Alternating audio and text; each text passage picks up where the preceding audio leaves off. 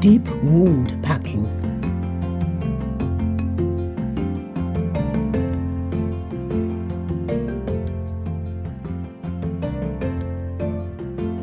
If a wound is deep or gaping and direct pressure does not stop the bleeding, pack the wound.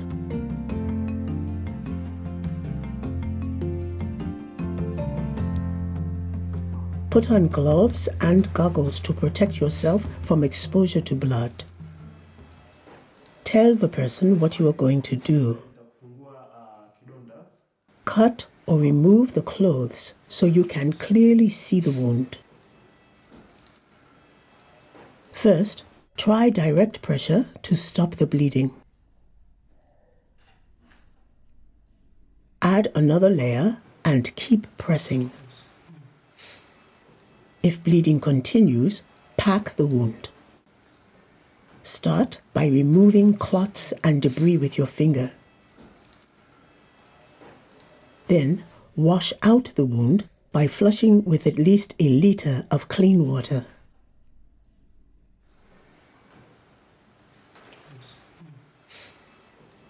If you can identify where the most bleeding is coming from, begin by packing gauze into that space. Then fill the wound with gauze until it completely fills the space and is in contact with the entire bleeding surface within the wound. Put a layer of gauze on top of the wound. Apply direct pressure if the wound is still bleeding. If blood soaks through the first dressing, add another layer. Don't remove the cloth. When the bleeding has stopped, wrap a bandage firmly over the wound. Be sure the bandage is firm enough to create pressure on the wound, but not too tight. If the wound is on a limb, place a simple splint to keep the wound from starting to bleed again. Tie it in place. Then elevate the limb.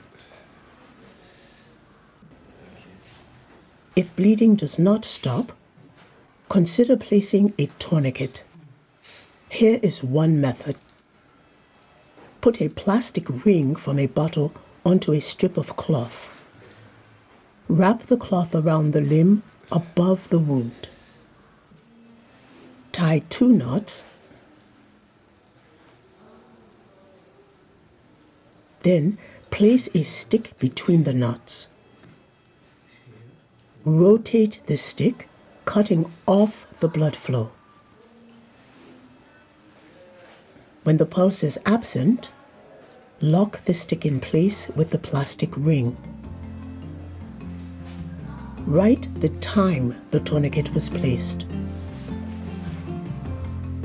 Remember, to pack a deep or gaping wound, completely fill the space with gauze. Then apply direct pressure to stop the bleeding.